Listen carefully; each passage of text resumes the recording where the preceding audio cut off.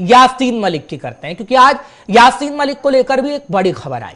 आपको जानकारी दे देते हैं, टाडा कोर्ट ने यासीन को रूबिया केस में पेश करने के निर्देश दिए हैं। यासीन मलिक खुद गवाहों से सवाल जवाब कर सकेंगे। अगली सुनवाई में पेश होने को कहा गया है और यासीन इस समय तिहाड़ जेल में बंद है, वो तो हम आपको बता ही रहे हैं, लेकिन आपको जानकारी दे दें कि टाडा कोर्ट ने यासीन को रूबिया केस में पेश करने के निर्देश दिए हैं। सबसे पहले सीबीआई की वकील मोनिका कोहली की तरफ से क्या कुछ कहा गया है आपको बता देते हैं इस मामले में और उनको सुनवा देते हैं। सुनिएगा क्या कुछ वकील साहिबा कह रही हैं, फिर इस मामले को आपको समझाएंगे कि यह मामला था क्या।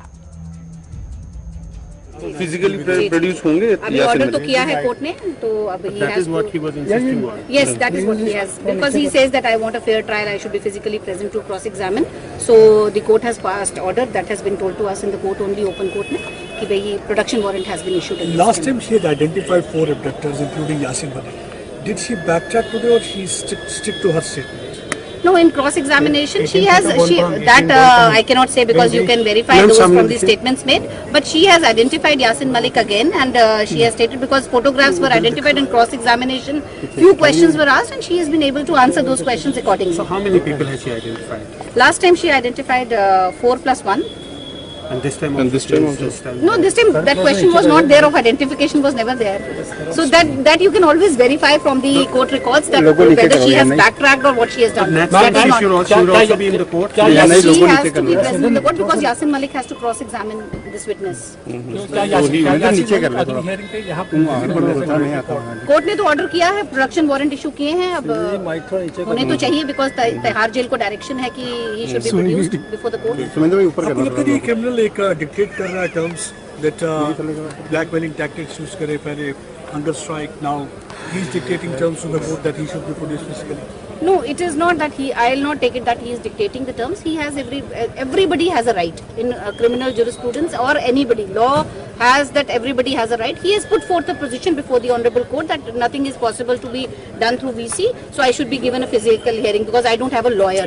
So we have objected to that situation because VC conditions are there and the honorable High Court directions are there. We have objected to this that because honorable High Court has passed a specific direction that all accused will be present in this virtual mode only. So we have objected, even MHA order we have shown. The court has passed an order, so detailed orders we'll see what the court has passed, but court has issued a production warrant as has been told to us openly in the court. Thank you. तो आपने सुना क्या कुछ कहा गया वकील साहिबा की तरफ से, लेकिन आपको मामला समझा देते हैं कि आखिर मामला क्या था, क्योंकि आपको जानकारी पूरी देनी जरूरी है और आपको मामला बता देते हैं कि क्या था। दरअसल यासीन मलिक पर अपने साथियों के साथ मिलकर 8 दिसंबर 1989 को रूबिया सैयद का अपहरण करने का आरोप लगा। यासीन मलिक के अलावा इस केस में अली मोहम्मद मीर, मोहम्मद जमा मीर, इकबाल अहमद, जावेद अहमद मीर, मोहम्मद रफीक, मंजूर अहमद सोफी, वजाहत बशीर, महराज उद्दीन शेख और शौकत अहमद बख्शी भी आरोपित हैं। टाडा कोर्ट जम्मू ने 29 जनवरी 2021 को इस मामले में यासीन मलिक और अन्य को आरोपित करार दे दिया था। इस बहुचर्चित मामले में अब TADA court doctor rubia Syed समेत 3 गवाहों के बयान दर्ज कर रही है। इस मामले में डॉक्टर रूबिया के अलावा एसपी और डॉक्टर शहनाज चश्मदीद गवाह हैं। डॉक्टर रूबिया सैयद के अपहरण को लेकर श्रीनगर के सदर पुलिस स्टेशन में 8 दिसंबर 1989 को रिपोर्ट दर्ज हुई थी। इसके अनुसार रूबिया सैयद ट्रांजिट वैन में अस्पताल श्रीनगर से नौगाम स्थित अपने घर जा रही थी। वे MBBS करने के बाद अस्पताल में अपना इंटर्नशिप कर रही थी। ट्रांजिट वैन लाल चौक से श्रीनगर के बाहरी इलाके नौगाम की तरफ जा रही थी। तब वैन चांदपुरा चौक के पास पहुंची। उसमें सवार 3 लोगों ने बंदूक के दम पर वैन को रोक लिया और उसमें सवार मेडिकल इंटर्न रूबिया सैयद को उतारकर किनारे खड़ी नीले रंग की मारुति कार में बैठा लिया। उसके बाद मारुति वैन कहां गई किसी को पता नहीं चला। अपहरण के करीब 2 घंटे बाद JKLF के जावेद मीर ने एक स्थानीय अखबार को फोन करके जानकारी दी कि JKLF ने भारत के तत्कालीन गृह मंत्री मुफ्ती मोहम्मद सईद की बेटी रूबिया सैयद का अपहरण कर लिया है, जिसमें चारों और कोहराम मचा था और CBI को इस मामले की जांच भी सौंपी गई। जांच पूरी होने के बाद 18 सितंबर 1990 को जम्मू की टाडा कोर्ट में आरोपितों के खिलाफ चालान भी पेश किया गया था। डॉक्टर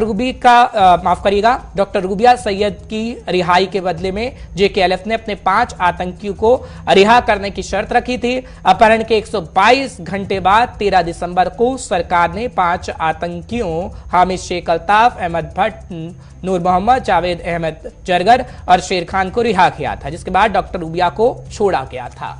ये पूरा मामला है जिस मामले में हम आपको बता रहे हैं कि किस तरीके से कब कब केस चला और उसके बाद अब निर्देश दिए गए हैं।